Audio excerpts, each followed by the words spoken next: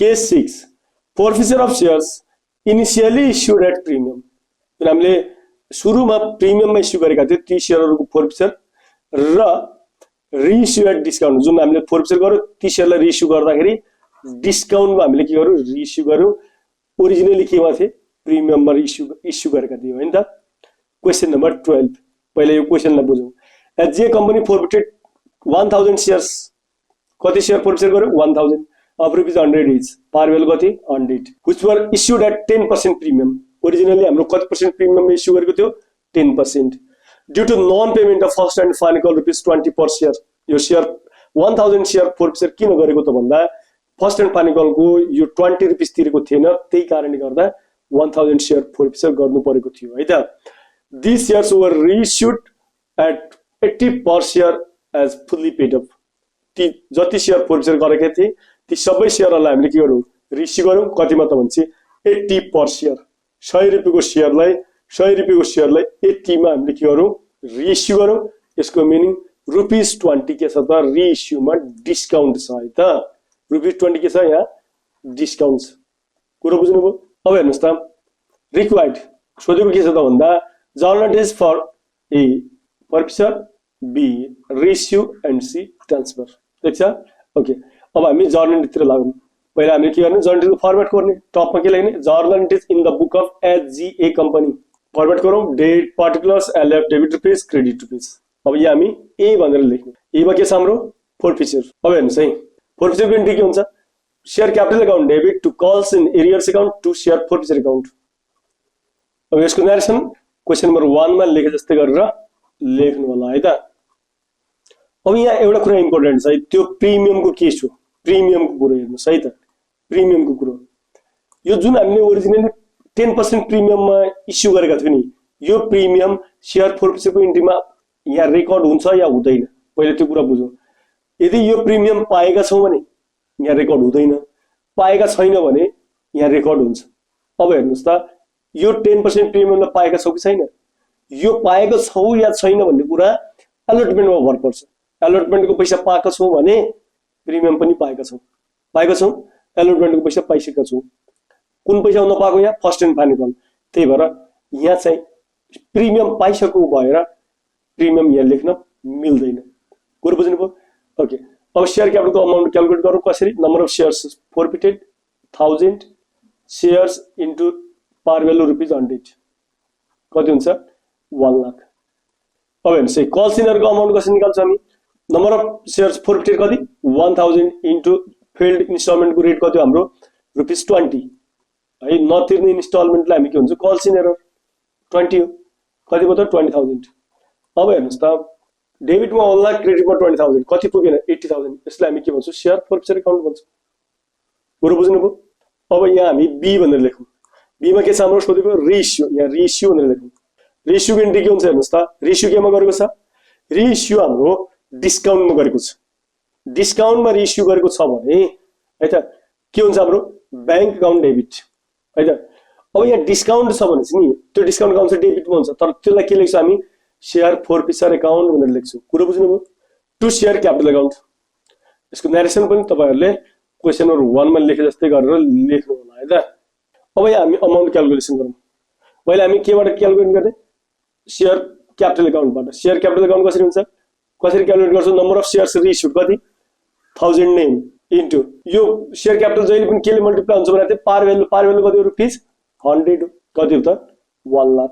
अब त्यसपछि यो शेयर फोरफिचर भनेको के हो त यो शेयर फोरफिचर भनेको डिस्काउन्ट हो क्या डिस्काउन्ट हो। रिइस्युको डिस्काउन्टलाई शेयर फोरफिचर अकाउन्ट भन्छौँ। अब यहाँ हामीले कसरी यो यसको फर्मुला के हुन्छ त भनेपछि हेर्नुहोस् है number of shares reissued into rate of discount. कुरो बुझ्नुभयो। अब हेर्नुहोस् त 1000 इन्टु रेट अफ डिस्काउन्ट कति 20 हो नि हेर्नु कति हुने भयो त 20000। कुरो बुझ्नुभयो। ल हेर्नुहोस् क्रेडिटमा 1 लाख डेबिटमा 20000 कति पुगेन 80000। यसलाई हामी के भन्छौँ ब्याङ्क अकाउन्ट डेबिट। ठिक छ ल। अब हामी यहाँ सी भनेर लेखौँ। सीमा के छ ट्रान्सफर एन्ट्री। ट्रान्सफर एन्ट्री के हुन्छ share forfeiture account debit to capital reserve account. यसको नरेसन क्वेसन नम्बर 1 मा लेखे जस्तै गरेर लेख्नु होला है त।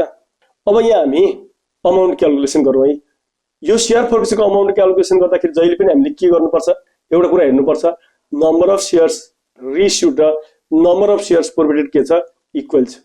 इक्वल छ भने के गर्नुपर्छ, यहाँको यो फोर्फिचरबाट यताको फोर्फिचरलाई घटाइदिनु पर्छ। 80,000 माइनस 20,000 कति हुन्छ, 60,000। यहाँ डेबिटमा 60,000 छ भने क्रेडिटमा पनि कति हुन्छ, 60,000 नै हुन्छ। कुरा बुझ्नुभयो?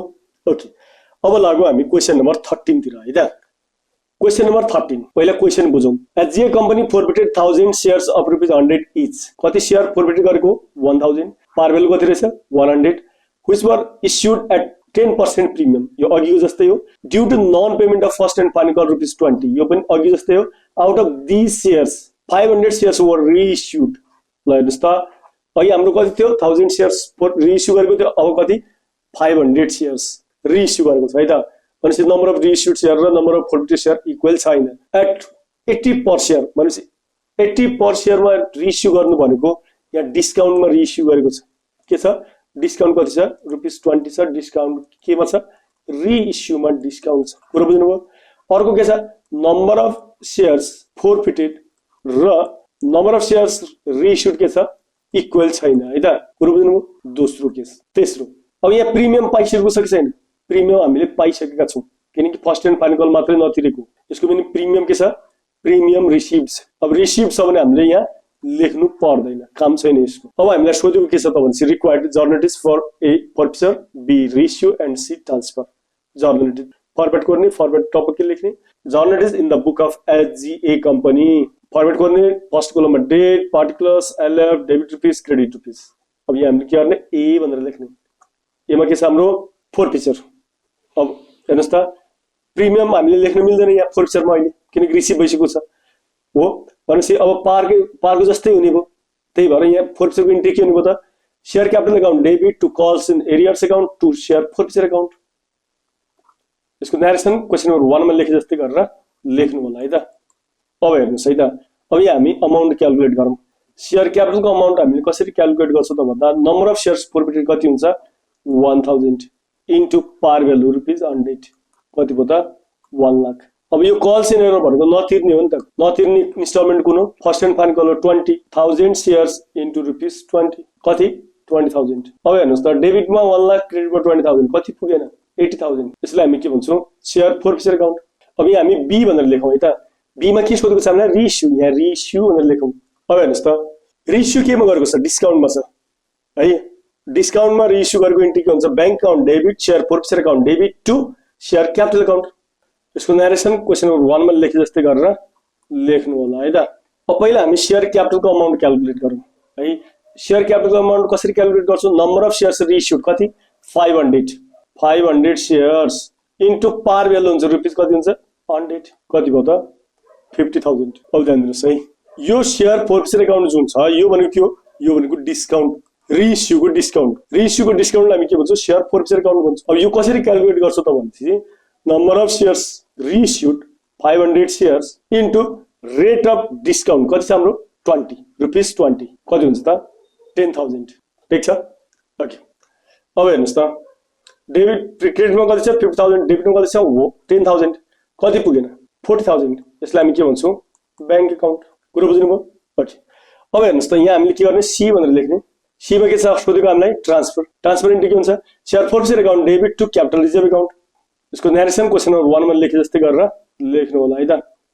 अब ध्यान दिनुहोस्, शेयर फोर्फिचरको अमाउन्ट क्याल्कुलेट गर्दाखेरि जहिले पनि हामीले के ध्यान दिनुपर्छ, नम्बर अफ शेयर्स फोर्फिटेड र number of shares reissued equal छ या छैन।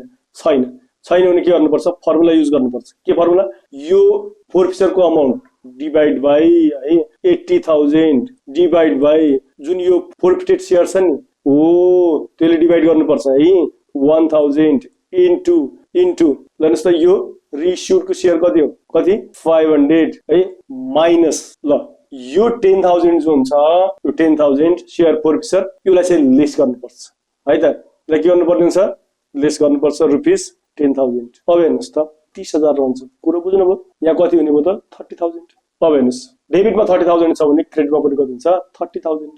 ठिक छ।